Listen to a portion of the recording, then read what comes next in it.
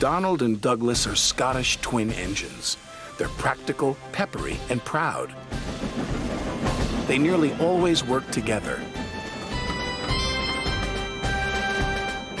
One day, Donald and Douglas were chuffing through the countryside, hauling a heavy load. Down the line, Trevor the traction engine had been struggling with a big cartload of hay. Crossing the tracks, the cart's wheels had broken off. Then Trevor heard a whistle. "Oh no!" Trevor cried. Donald could see the cart.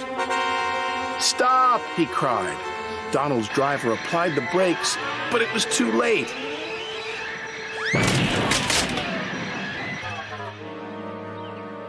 Luckily, no one was hurt.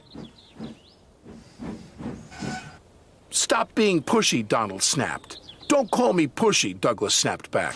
"You shouldn't have pushed me into the cart," huffed Donald. "You pulled me, you mean," argued Douglas. "Didn't. Did. Did not. Did too." Before long, the track was cleared, and Donald and Douglas were on their way. The twins were so cross they refused to speak to each other for the rest of the day.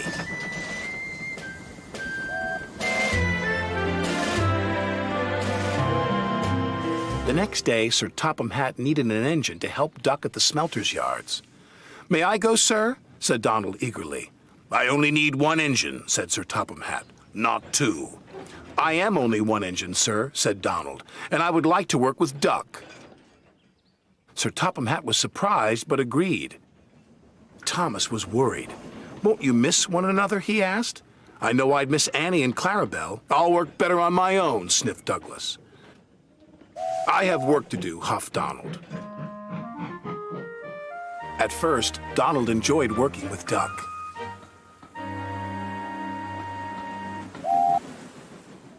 Then things started to go wrong. "Did you shunt those freight cars onto the other line?" Donald asked. "You said you wanted them on the other line," Duck replied.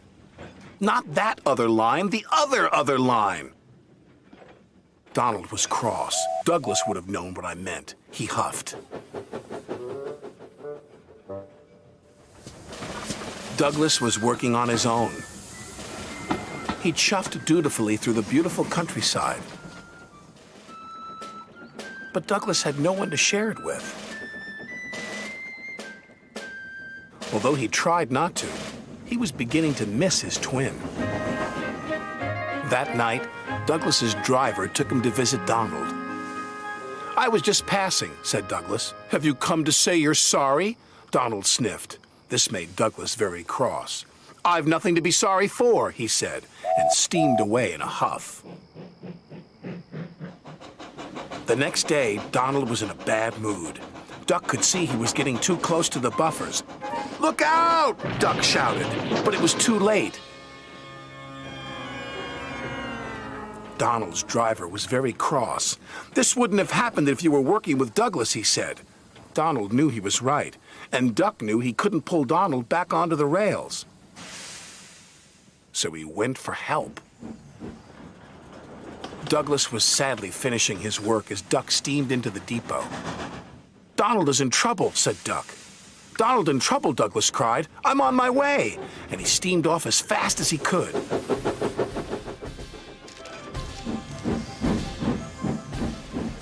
Douglas struggled and struggled. He finally pulled his twin gently back onto the tracks.